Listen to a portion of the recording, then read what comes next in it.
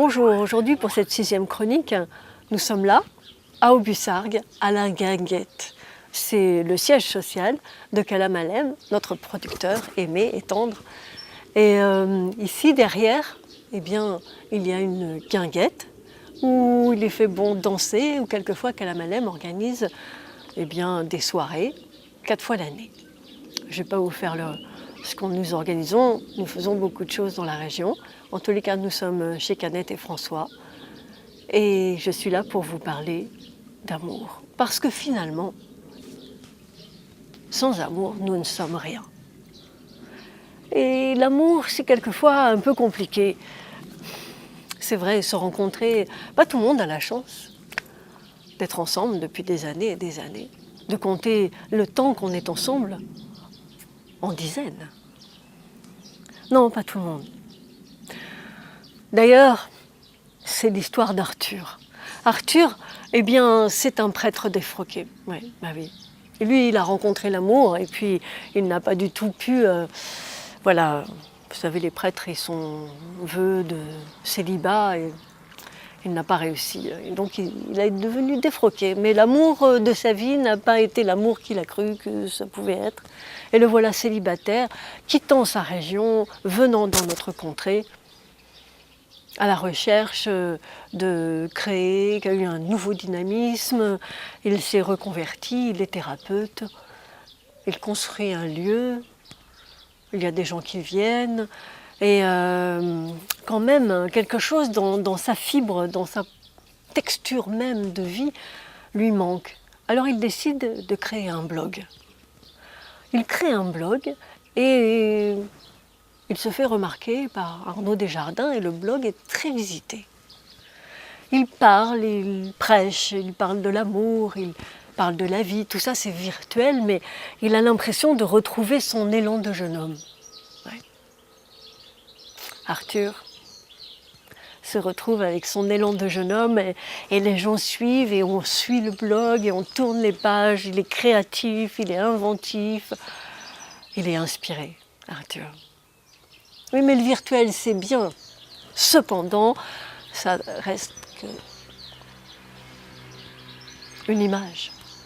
Comme dirait Godard, est-ce que c'est une image juste ou juste une image? Alors, d'un coup, Arthur décide de faire une rencontre entre les gens du blog.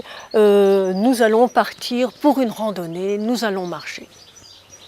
Là, il obtient 4-5 personnes qui viennent, le rencontrent et ils partent marcher. Ils passent une très bonne après-midi.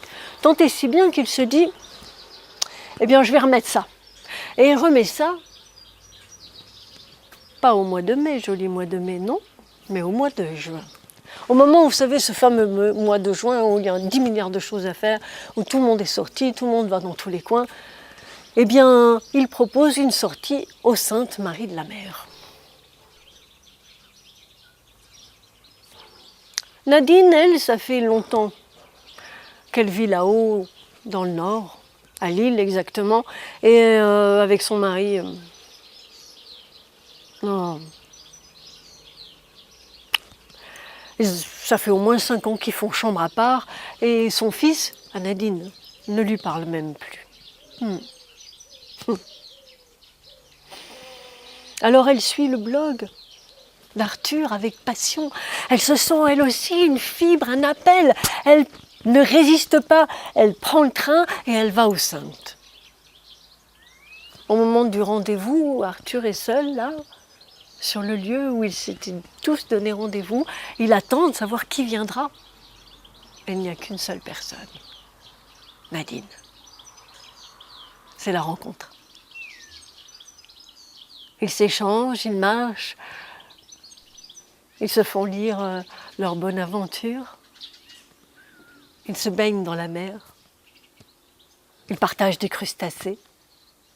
Puis ils ne veulent pas se quitter. Alors ils réservent une chambre d'hôtel.